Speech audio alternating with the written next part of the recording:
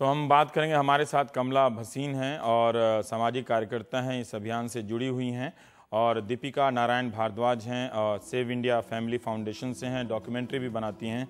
और बीच में हैं स्वप्ना मैनी, सामाजिक कार्यकर्ता हैं, और कुलसुम रशीद हैं, आप सदस्य हैं जागोरी की, और प्रहलाद कक्कड़ साहब फ्रेम में दिख रहे हैं। नमस्कार, स्वागत है आपका। एड गुरु हैं तो आपकी दुनिया से मुतल्लिक सवाल किए जाएंगे।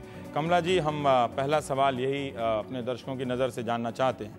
अनुष्का शंकर हों या पूजा भट्ट हों, उन लोगों ने अपने अनुभव साझा किए हैं और तहलका पत्रिका में तो काफ़ी बढ़िया से लोगों ने इस पूरे आज के समाज में नेतृत्व से लेकर अपनी बात कहने के बीच में औरतों की क्या भूमिका है और किस तरह से उनका अपना मोल भाव है, बार्गेन है, उसके अनुभवों को उन्होंने साझा किया है। हम ये जानना चाहते हैं कि क्या ये धारणा उनका ये शेयर करना, साझा करना, इस बात को, ये धारणा को तोड़ने के लिए है कि हिंसा सिर्फ हाशिए पर की औरतों के साथ नहीं हो रही है, सिर्फ आम औरतों के साथ नहीं हो रही है, उन औरतों के साथ भी हिंसा हुई है या हो रही है जो सशक्त मानी जाती हैं, जिन्होंने ज़िंदगी में अपने लिए कुछ हासिल किए हैं तमाम चुनौतियों को का सामना करते हुए। बिल्कुल, मैं अपने बारे में आपको कह सकती हूँ कि 4 और 8 साल की मेरी उम्र के बीच में मुझे 13 मर्दों ने गलत तरीके से छुआ था। उसके बावजूद मैं सरवाइव करके बचकर यहाँ तक पहुँची हूँ, तो ये मेरी ताकत थी। लेकिन मेरे जैसी हजारों लाखों करोड़ों औरतें नहीं निकल सकी बाहर। मैं सर्वाइवर हूँ, वो विक्टिम बन गई। लेकिन दूसरा ये प्रतीक इस बात का है कि अब हम औरतें समझ रही हैं कि मेरे साथ जो हिंसा हुई है उसके बारे में बताना मेरे लिए तो शर्मिंदगी नहीं है, मेरे पिताजी के उस दोस्त के लिए है जिसने मुझे गलत छुआ, मेरे सौतेले पिता के लिए है जिसने मुझे गलत छुआ, मेरे अध्यापक के लिए है, मेरे धर्म गुरु के लिए है, मेरे नेता के लिए है, मेरे बॉस के लिए है। तो ये जो खामोशी हम तोड़ रहे हैं, इसलिए तोड़ रहे हैं कि गिरते हम नहीं हैं, गिरते ये हिंसा करने वाले हैं। कमला, मैं आज के आंदोलन के जो इवेंट है, जिसको क्रांतिकारी भी बताया जा रहा है, उसके संदर्भ में पूछना चाह रहा हूं कि ये जो आपने अभी बताया कि आपके साथ 4 से 8 साल की उम्र में 13 मर्दों ने अलग अलग तरीके से छुआ, ये मैं ये समझ सकता हूं कि आप जिस तरह की ज़िंदगी में सक्रिय हैं, अधिकारों की लड़ाई लड़ रही हैं, तो आप बोलती हैं। ये बोलने का बदलाव या इसका नज़रिया कि हम खुलकर बात कर सकते हैं टीवी के स्टूडियो में या सड़कों पर या वापस घर में जाकर, आज के इवेंट ने कितना उसमें योगदान किया है? बदल क्या गया कि जब आज ऐसा क्या बदल गया है पिछले 40-50 सालों में, या कुछ बेहतर हो गया कि जहां कमला भसीन हो या फिर पूजा भट्ट हो या अनुष्का शंकर हो, वो सार्वजनिक रूप से अपने साथ हुए व्यवहारों को अब वो उस पर बात करने लगी हैं? मैंने पहली बार ये बात की थी 1985 में।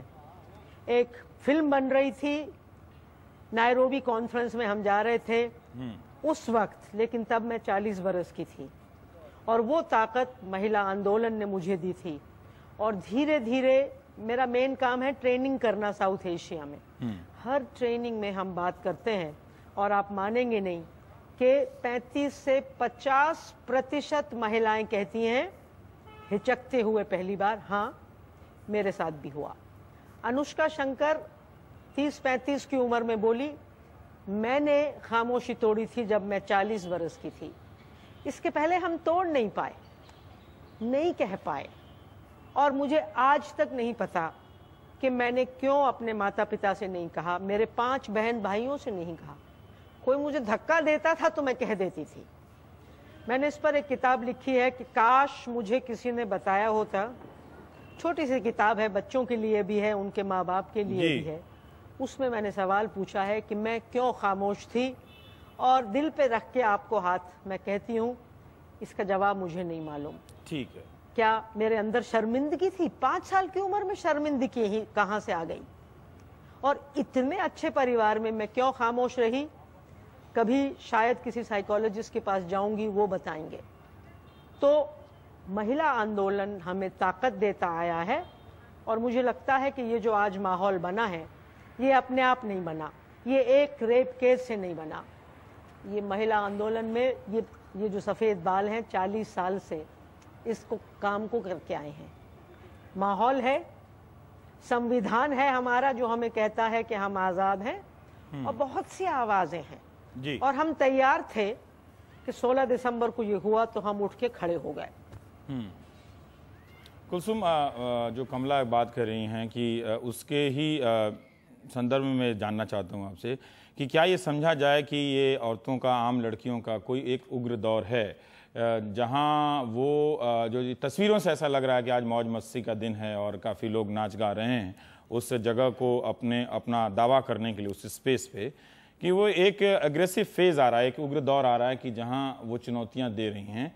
इसी से मेरा सवाल है कि क्या आज का ये इवेंट उन सख्त सवालों को स्थापित करने में कामयाब रहा जो कभी उन सवालों पर कमला भसीन चुप हो गई और जो जिन सवालों पर वहां आई हुई लड़कियां चुप होती रहीं?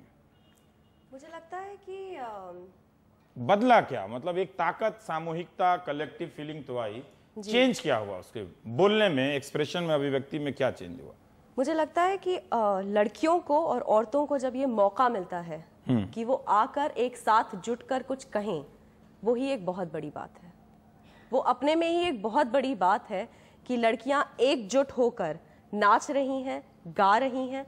हम सब ने 16 दिसंबर देखा, हम सब सड़कों पर थे, हफ्तों तक सड़कों पर थे।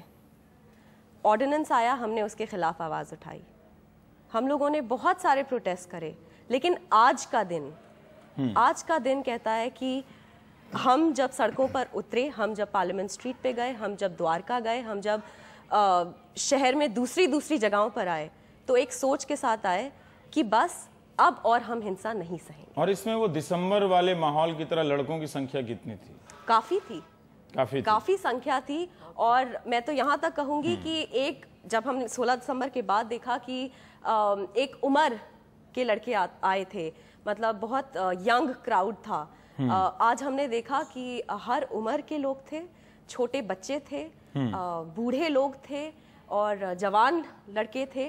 और इससे कहीं ना कहीं ये सीख मिलती है कि जिस तरीके से लड़के और पुरुष डिह्यूमनाइज हुए हैं, आज हमने कुछ ऐसे पुरुष देखे जो खड़े हुए थे हमारे साथ, जो हमारे साथ आवाज़ उठा रहे थे, हमारे साथ नाच रहे थे, हमारे साथ गा रहे थे, हमारे साथ ये कह रहे थे कि हाँ, हम भी हिंसा के खिलाफ हैं।